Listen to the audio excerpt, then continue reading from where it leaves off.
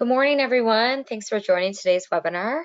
I'm Laura Milojevic. I'm the Director of Marketing and Business Development at Simplify. Today, we're excited to have our VP of Planning and Analytics, Eric Blondin, discussing and demoing costing and intercompany planning in SAP Analytics Cloud. When the webinar concludes, a short survey is going to appear, so if you can, please fill it out. We really appreciate your feedback, and it helps us grow and prepares us for the next webinar if we need to make any changes. So reach out to Eric or myself after with any questions. And if we have time, we'll probably answer a few too. So yeah, now I'll hand it over to Eric so he can get started. Thank you, Lauren. So welcome, everyone. So today, if you've been following a bit what the invite was saying, we're actually going to be talking about costing in a sales and revenue forecast process, and also intercompany transfers. Before we get into that, though, I'm going to, for the ones who are attending, our first webinar, I'll just quickly introduce who Simplify is. Won't spend too much time on it. I know that's not what you came here to see, and then I'll jump right into the subject. Okay. So first of all, Simplify. Okay. So we're a firm of partners. We're really focused on business process design, business content, automation, and the implementation of planning, analytics, and consolidation solutions. So really, this covers pretty much the whole presentation I'm going to be doing today, as we're going to be looking mainly at planning components in Analytics Cloud, but also some consolidation and some analytics thrown in the mix. We have worked a lot in business content for FP&A, line of business planning, and some simplified and standardized data modeling to really enable projects to start more efficiently, and obviously a lot of investments on financial statements and consolidation planning solutions. We've helped a lot of customers deploy the content we've built, but also help them design their own custom process, because obviously content works, and typically it's going to be 80% can be reused. You still need a 20% customized, but in some industries it's the other way around. Obviously 20% will help start the project, and then the rest of the 80% is where we really help design the whole process. We manage our implementations, and after we've delivered, obviously we can support entirely what we've implemented, but also we regularly work with our customers with expert as a service offering to really be on call if there are things we need to do, and we can support any project fixes. We've actually taken over a lot of projects done before we got somewhere, and really helped realign how the project went. Our focus is really on SAP Analytics Cloud, group reporting, SAP Data Warehouse Cloud, and all these backend solutions, BPC, BW, HANA, as they go into an actual planning and analytics solution. Okay, so but our focus is really primarily SAP Analytics Cloud, group reporting, SAP Data Warehouse Cloud, and the other components as they come into it. Keeping in mind that historically we were mainly doing BPC, and in the past 2 years we're entirely shifted over to Analytics Cloud. We hardly do any BPC anymore. We're a small firm, so our focus is 100% references. Everything we do, the objective is at the end of the day, you're going to be available to talk to our next customer and talk about how it went on the project. So everything we do is really to make sure we're able to get references out of any project. Some of our content, we actually competed against other partners, and we did actually get some prizes for the content we built, and we have customers across all major industries and geographies. Even though our offices are in Canada and the US, right now we're running projects in Europe, in Asia, everywhere. So that's probably one of the advantages of the past 2 years, is everyone got used to working remote, so we're actually able to support people just about everywhere. Analytics Cloud, one of the things why we work a lot on that is that it really supports all the FP&A capabilities that are all the FP&A requirements, that are needed from an annual plan, simulations, forecasts, and just your basic book reporting, ad hoc analysis, variance analysis. all of this. So this is one of the reasons we're really invested into Analytics Cloud. And actually coming back on that technology focus we have, when you work with us, you won't actually get someone from Simplify who was on an S4 project previous week and maybe implementing a complete new IBP solution the week before. We are focused on planning in Analytics Cloud and the components that feed into it.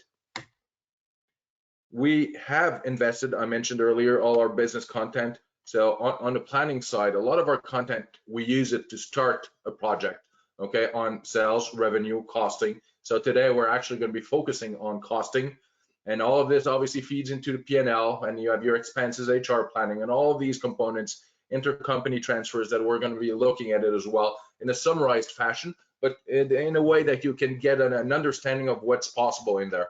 So we've invested hundreds of thousands of dollars to really make sure we have some content that we use when you start a project. You have something you can look at. You don't start your first workshop with a blank page. We can actually go, okay, see, this is what we have, and let's start discussing how this could work for you, and start thinking about a fit gap analysis. But you start with something that actually works. And we actually have customers who have just taken our content. We've helped them just set it up, and they ran with it for a while before they made up their minds around the tool. It's like, why invest so much time and effort on something where you're still not clear where you want to go? Take some of our best practices we've built based on our years of experience building FP&A, run with it for a while with your data, obviously, in your system, and then we can come back and start discussing, okay, what's the next step? Where can we go from here to really capitalize on what SAP Analytics Cloud can give you? Okay, and one of the things we try to make sure is, as we build our content, we make sure everything kind of integrates into one another. So if we're building an HR plan solution and an expense solution, well, the actual cost that comes out of the HR planning will feed into your expense model, and then this will feed into your P&L, balance sheet, cash flow model, where you can do all your financial statements on at the end. We have a lot of YouTube videos, and this is where I'm going to end from an introduction standpoint, and I'll get into solution. You can go on our YouTube page for a lot of those different ones. Let me actually close this PowerPoint now and go here. So our YouTube video, you just obviously YouTube Simplify Solutions. You'll find a lot of them. Some of them are dated, but we try to keep them current. So actually, the discussion I'm going to have today is a follow-up to the sales and revenue planning that was done about a month ago. Okay, so if you go on our YouTube channel, I'm going to talk about sales forecast, revenue forecast, but I'm not going to go into it really, because that was covered in this video. So if you want to know how we ended up to some of those revenues before we get into costs, I really encourage you go and have a look to this one. And in one screen, I'm actually going to be showing a very quick, simple example of an allocation. You get some costs coming in. You want to allocate them based on where your other costs are. So this is what I'm going to do. Very quick, 2-minute part of the demo. But 3 months ago, we actually did a whole session on allocations in Analytics Cloud. So if you want to inquire a little bit more about that, don't hesitate, go to that video, Allocation in SAP Analytics Cloud. And these two were led with two of my partners at Simplify, and they're going to bring you much more into details on these two subjects. Today, we're really going to focus a little bit on cost and a bit more on intercompany transfers. Okay? So, and this is all from an introduction standpoint. And so we have at 449 subscribers. We'll see if I get one or two out of the discussion today. I know actually some of you online are already in there. So let's go to SAP Analytics Cloud. So if some of you have never seen SAP Analytics Cloud, this is, well, your typical dashboard. In my case, it's a bit crowded maybe because I try to always see what I've done in the past. I've put some widgets from some dashboard just as an indication. This is what users can do. They can just pin their some charts at the top. But now, again, indeed, some other webinars, we go a bit more into what is SAP Analytics Cloud. So if you're not too clear on that, I also encourage you to have a look at our chain, because there's quite a few interesting videos.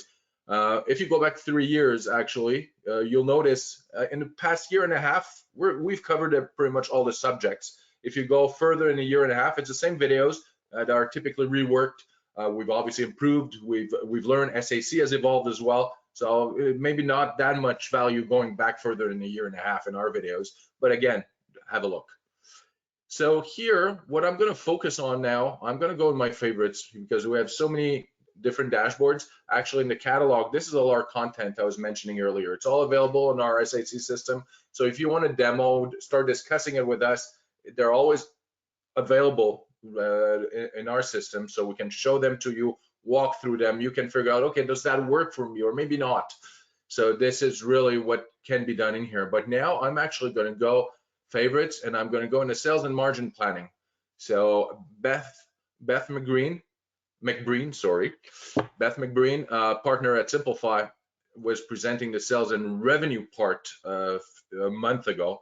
So that's really P&L target setting, some volume planning, sales drivers, some revenue planning assumptions. So she went through this and pretty much then went through to reporting. In my case, I'm going to go into standard costing that comes right after that volume and sales drivers, and transfer pricing, which is the second part of my demo. So I'm only going to go into these steps.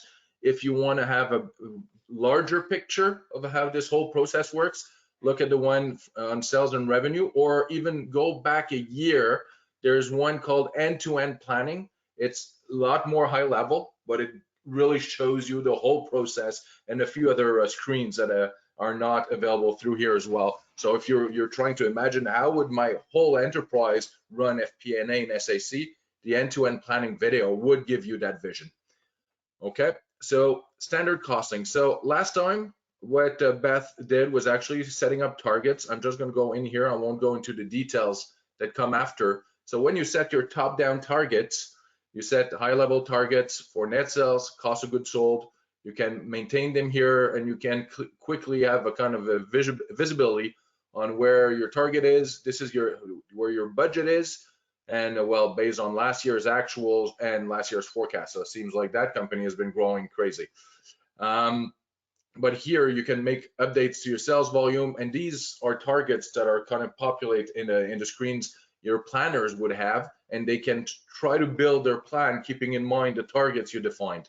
This is a target which really you can easily compare with your budget as you go through your process.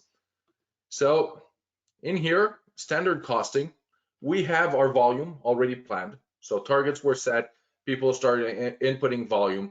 We got our actual prices, so prices and discounts, that was all done already. So now we're really at the level where we need to set up our costs. So similarly to what the other screens had, you always, in this case here, since it's cost, we have our producing plants. So where are our products being produced, and what are the different costs assigned to them? So here I'm in my 2022 annual budget, okay? So I have different products. So here I actually have an average for all the different countries, but if I want to see the actual value for Germany, these are the values here. I have nail oil, so we put this the same value everywhere. So I could decide to update a value directly in a country. So nail oil here, you see 52 cents, here it was 55. So I could decide, okay, this one I actually want it to be the same as the other ones. So I'm gonna just put it there, and actually it goes down to everywhere. So if this is produced in multiple plants or anything, the value I just maintained is now maintained for all of 2021. Actually, this is actually an average for the whole year prices. So I just increased the average. So if I wanted to change a specific one, I could go in Q4 and say, well, Q4, no, it's not actually that high. So it's only going to be the 60 cents I want. So you'll see now the average is back down, but that's because I adjusted the last one. But with this lower, maybe I still want to go. So I can go back and forth and make my different adjustments. It's always going to spread it out proportionally. So to spreading it out proportional to what I had now, but to get my overall value of 55 cents, this is actually what I'm going to get on those quarters. So there's still an increase in Q4 I want to have applied as I kind of build down my costs. Again, here at the top, this is for all countries together. So all countries together, nail oil is 55 cents. So I could decide that this average is actually, no, it's going to be 57 in 2022. That's what needs to be applied. So now you're actually seeing it's being applied everywhere. So I didn't need to go by country because this is an adjustment I wanted to do for everyone. So that's one of the big advantages. Obviously in SAC, you can really disaggregate and you can really build it. So if you have your proper setup, any prices, any values you maintain, you're able to have them spread out automatically based on previous entries, or maybe spread it out based on some specific keys on or actuals that you may have used from elsewhere. So we're actually typically we can see these screens based on an input form or just use pass rates. So these data actions would do here. And right now I was only looking at material standard rate and for any plant. So you can do the same thing, maintain it, COGS standard rate. So typically in a project we would go and COGS standard rate coming out of SAP, we load it in here. Then material standard rate, maybe it's in SAP, maybe it's maintained in someone's Excel somewhere, we bring it in here. Same thing for all the different standard costs we have here. We can maintain them, and it's now centralized, one location to maintain it from a planning perspective. And you set that up. So this obviously is based out of what is already in the plan. So you have your products are in or whatever. Sometimes you may need to bring new costs for products that are not being fed in by SAP or whatever. So you could go technically COGS standard rate here. And in my case, I know it's a product similar to Acme One, but it's a new hand cream. So I'm just going to come in here, add my member. I'm going to call it new hand cream 1. So it's telling me that product does not exist. So I'm just going to click enter. It's asking me, okay, is that really the product you want? Yes. So I've just created my member here. That's part of my dimension now, product dimension, and new hand cream 1. And what's it cost? Well, this one is actually going to be 6 in 2022. Oh, okay. There's and I should have tested that screen before. I need to go down and input at a month level, but that's fine. Anyways, the idea is you can create them. You make sure your screen support your inputs, and then in this case, we could have done it, made it available at year level, but we put the whole hierarchy, so you need just to go and input it there. So it's a bit extra work as you try to build it out. Okay, so actually it's not even on all the months. So that's for your new products. Then, okay, so you have your standard cost for new products, you have your standard costs, and then fixed costs. This is something, for example, very typical scenario. You have, there's extra costs that you need to assign to your cost, but they're not really assigned to anything. They're costs. So you'd like to spread it out proportionally to what you already have in there. So I'm going to just enter 100,000. Okay, this value, it's an input. This is an example. Obviously, you could define your process, different entries, you could feed them. Maybe it's a cost center that's copying in here. Really depends on how you want to do this. So I have my fixed input. Okay, right now it's unassigned. Here it says by business area. I could decide to have it by distribution channel instead. So retail, wholesale, and so forth. I still have my 100,000. This table here is in thousands. So I put 100,000 up here. This one is in thousands. So I want to have it spread out proportionally to how my other costs are allocated. Okay, so here, these are the costs. These were built from the volume with the standard cost rates we just looked at. But then these fixed ones, it's like they're not by unit. It's like this cost me a fixed amount of 100,000. I want to spread it out.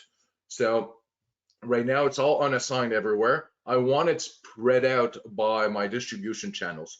So what I'm going to do, I'm going to use an allocation, and that's where if you want to understand a bit more how these allocations work, you can go and have a look at the allocation video. Right now I'm actually running it. I won't be going to the detail how that was built. So I'm running it on annual budget 2022. So that works. Should take a second or two, and then you will see that 100, there will be a new account that will appear because these are fixed COGS input, and then there's going to be fixed COGS allocated. that's going to appear right below it. Here it is. So from an unassigned perspective, I'm keeping my original entry and I'm canceling it out. So that actually sums up to 0. But on that one as well, I've spread it out. And if you look on that line, this sums up to 0. So in the future, obviously, when you're going to look at everything by distribution channel, you're going to see that breakdown, and this will be canceled out if you only look at the actual fixed COGS together, or even all of your costs together. You're going to see the proper values coming up. Okay. So this was just a simple allocation where this worked on distribution channel because that's the one I'm showing here. But I could go back to business area again in the columns, and you'll see that value also spread out proportionally on business area. I could go on customer group and so forth, all these dimensions. So this did it for every single dimension I have in here. So I'm always able to come and have a look at my data that was easily allocated. I just did that input and it just distributed it. Okay, so I've had my standard cost rate, multiplied the information, my new products where I entered costs, fixed COGS, so I can really allocate them. So it really is spread out on all the different dimensions. And this pretty much brings me to an overall P&L. So you have your P&L. So earlier, again, in the other video, Beth walked through the actual net sales, how to build it out. Then you have your different costs here that are built based on the standard rates we saw earlier, times the volumes that were pre-populated already when Beth was doing her initial plan. We actually see our fixed COGS adjustment here and the standard ones. And you can also put some variances here at this level. So top line adjustments, sometimes you have your purchase price variance, manufacturing variance that you need to apply. They're not going to come through any other screen. Or maybe you have a process, but right now it's offline in Excel and you haven't had time to put it in SAC. So do those top line adjustments. And in the future, as you build out your solution, you can really, okay, now let's build out a purchase price variance process. We have all the data somewhere. Let's load it in SAC. Let's automate those calculations so that this comes in automatically. But until you get there, and this can be a whole lot of work. Some of these processes are not simple to automate just because of how the thought process is working with them. So you can make those top line adjustments here and you'll have a complete net sales built out. Okay, and then you obviously can analyze your gross profit. Most of the unit prices and values that were defined, so the discounts, the rebates, gross price, the sales volume that was done in the revenue plan, and then all those unit rates that we're using here, they're all visible at the bottom of your P&L, so you can actually refer to them there while also looking at your overall gross profit. The only thing that's missing now is everything related to intercompany transfers for costs and revenue. Okay, so we've built everything. Now let's go to the last step to really have this P&L completely filled up, and it's really intercos. So how do these intercos work? Let me just close these two now. So transfer pricing, the idea here is for people who are not too familiar, is you're going to have your purchases. So interco purchases. So I'm responsible for Canada sales, and I'm not going to be able to produce enough hand cream for whatever I'm planning on selling. So yes, I'm going to need to go and purchase some from elsewhere. And in our example, I'm actually getting that what I'm missing from Germany. Obviously, Germany then puts a markup on this. Okay, so they have a base cost. They put a markup on it just to kind of cover their expenses and transfers it over to us. And then once we've set up these percentages, we'll see the actual calculations. So what's the volume I'll need from Germany? So what's going to be the costs? So which costs am I transferring from my potential production? Because remember, we just built the sales revenue margin process. We built everything as if the costs were in the country that's selling. But in some cases, that's no longer going to be true, because even though I'm planning on selling a certain number in Canada, part of it is going to be produced in Germany. So I need to transfer some of those costs over to Germany. and also obviously Germany is going to take some revenue on it. So this is where we're going to run those calculations.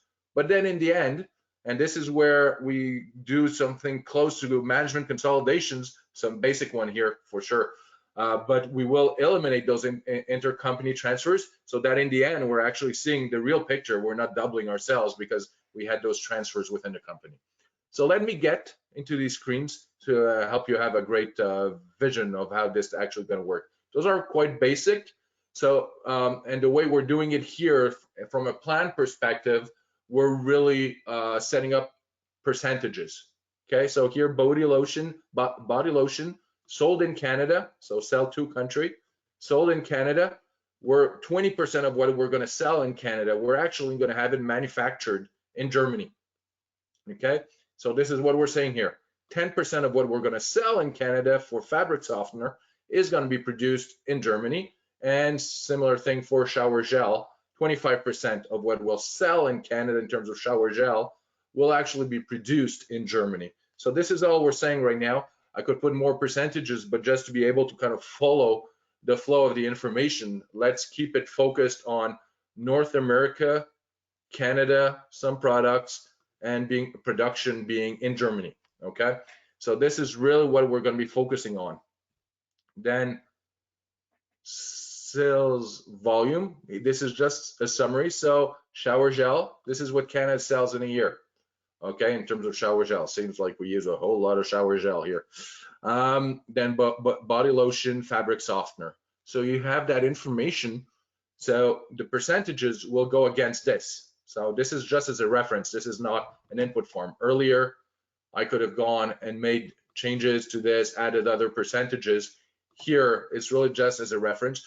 Actually, for to streamline things, I could even have put that table below so I can see percentages and quantities. Really depends after that how you want to make your process work.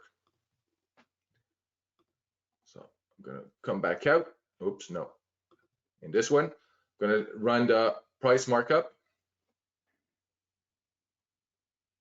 So now this is what's the markup Germany is going to take. So we have Germany. So this is now producing country. So this is a country producing these products. So Germany is putting 20% markup on products he's going to provide for North America, and 15% markup on fabric softener provided for North America. So this is just a markup. So there are actual costs that we are calculated based on the standard rates we set up earlier again. Now it's going to add a markup of 20 and 15% on those total values for the number of units Canada is asking. And that's going to be actually the cost for Canada as they import it over. Okay, it's the North American company. So once that's done, I have those percentages. This is when I get to my actual transfer price calculation. I could put my purchase percentage, kind of that's coming out of it's coming from a separate manufacturing country, sorry, and then the markup that manufacturing country is taking. Now let's look at the actual transfer price calculation. First step is to get our volume right. Okay, so we see those 25% interco percentage, 10%, interco percentage here as well. So now I need to get the quantities I'm going to need. So what I'm actually, so why is that still here? I thought I had cleared this before. So I'm just going to clear out the first quarter. Let's focus on the first quarter of the year. Just going to clear out so I don't have any stuff lying around. Okay, so I have my percentages, but right now this is really only Germany is selling for these countries. Okay, so this is where sales are happening. Let's run the actual volume that's going to be broken down. No, not that quarter. So 2022, I'm going to go with Q1. Okay. So this is going to calculate based on the first screen, the purchase percentages, how many will actually come through intercos.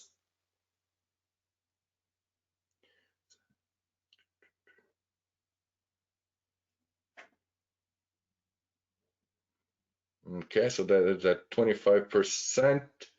So we have the volume here. So Germany is manufacturing this volume that is actually going for North America. And for fabric softener, this volume that is going to North America. So manufacturing, company providing. So we have our volumes. Now let's go and look at what the actual cost came out. So what I just ran, you have the different volumes. So that actually takes some costs. So some costs that are here they're now in Germany. These together, they're coming from Canada. So this is North America. So I didn't put the country here, so it's still the same company. These costs are being transferred over. And if some of you are really paying attention right now, are probably thinking, yeah, but his numbers don't make sense. They're not the same. Well, we're actually in local currency. So North America here would be in dollars, and here would be in euros. And I didn't look at what exchange rates we set up, so clearly here we're assuming they're very close. I have a feeling we haven't changed our exchange rates in a little while. But these are local currency for the company. So North America, Germany. So, and we should have probably hidden the symbol or changed it to euros. But this is euros, this is dollars. And so now I am transferring some costs that were in my Canadian production over to the German production. So these are now integral costs transferred over to Germany.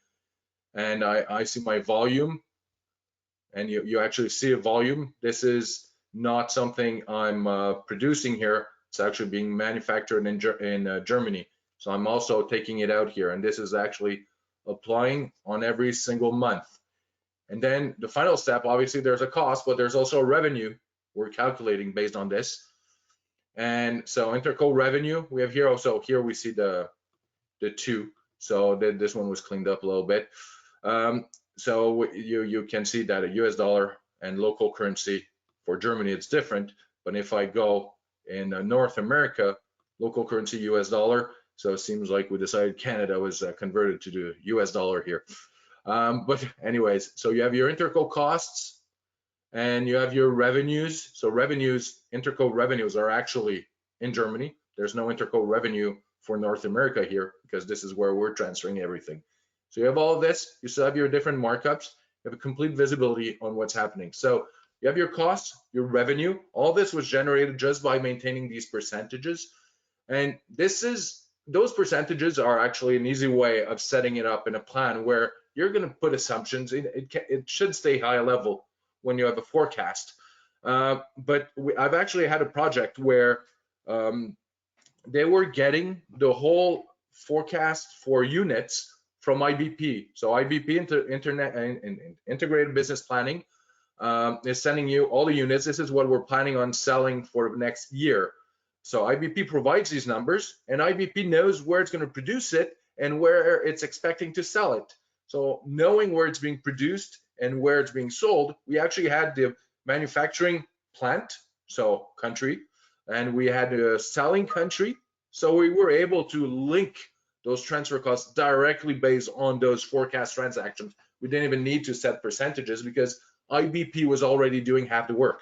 But you don't always have that advantage. So here, working with these percentages, you're able to apply those assumptions directly in SAC if you don't have that IBP set up already.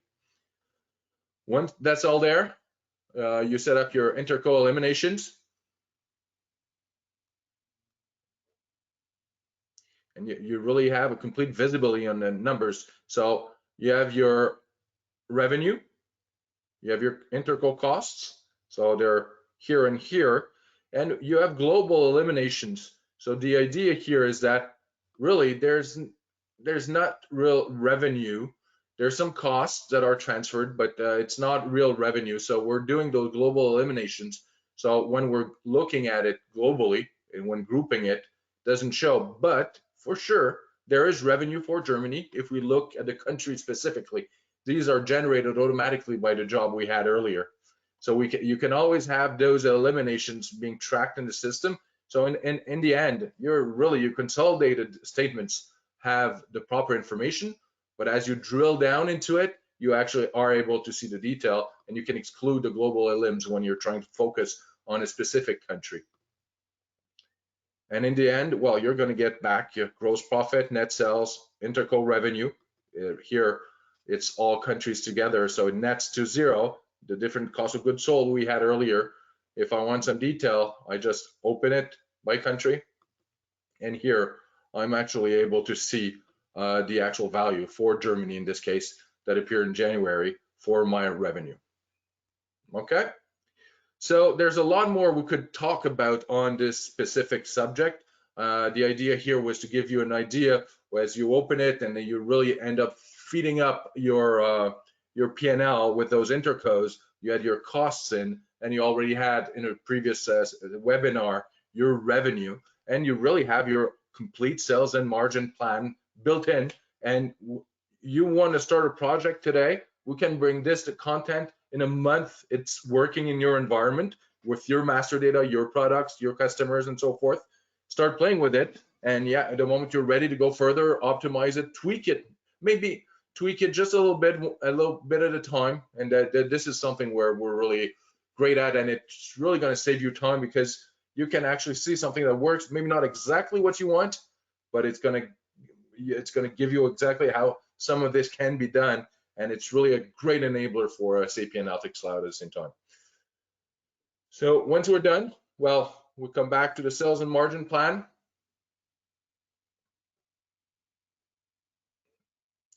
And we could continue review, or just review again our different targets and see how we are, our budget right now versus the what was planned originally. So hope you appreciated that overview. I know we have a few more webinars coming in the next few months, so do pay attention to our either our website, or most of you, I think, do get some emails explaining what's coming up, and hope to see you there. Thank you very much.